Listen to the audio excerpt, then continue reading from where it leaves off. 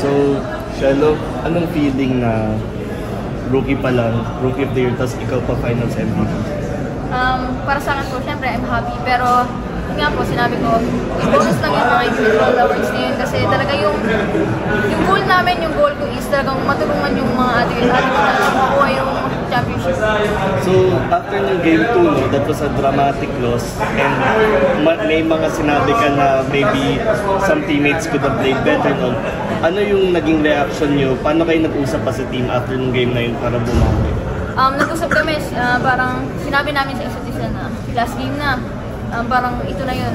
Parang last year, parang nandun na sila last year eh. Parang nangyari na sa kanila yung last year. So, parang alam na nila yung i-adjust, gano'n. So, I'm very happy kasi walang sumuko sa amin. And lahat kami binigay yung best effort namin kahit may masakit na, tawag nito, ibigay lang talaga yung best, lalo na para sa mga senior.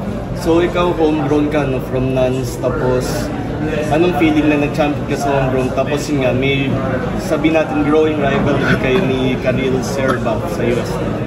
Siyempre, I'm very happy kasi nagkaharap pa rin kami ni Sherba dito. So, since high school talagang parang yung pride ko and pride ng mga kasabayan kong rookie is talagang level up talaga pagdating sa UST. Lalo na gusto namin talaga na parang maging mas competitive yung laban namin.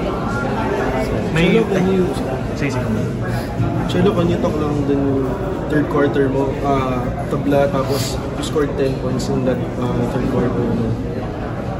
Inisip ko lang is, binigay ko lang yung best ko. Talagang binigay ko talaga yung best ko. Buong lakas ko, binigay ko. Lahat ng kaya kong may tulong sa team.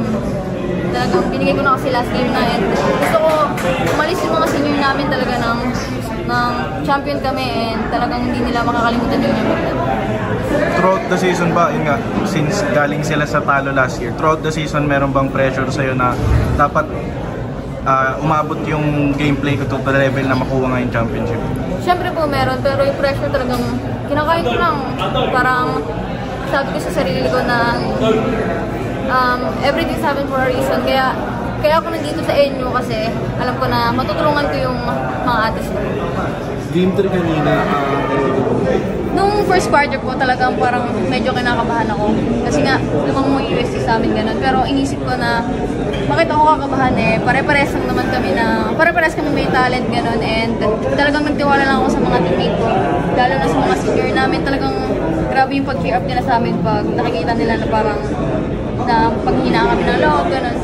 anong nakatulong sa'yo para alisin yung kabog ng game yun?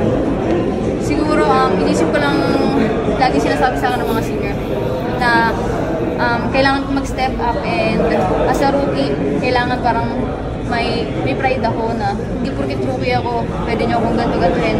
Lalo na nung game 2, parang maraming na-score sa akin si Santos like sa drive, hindi ko siya na-depensa na maayos. Parang isip ko ngayon na parang nandun sa isip ko na ngayon hindi ka makakascore sa akin.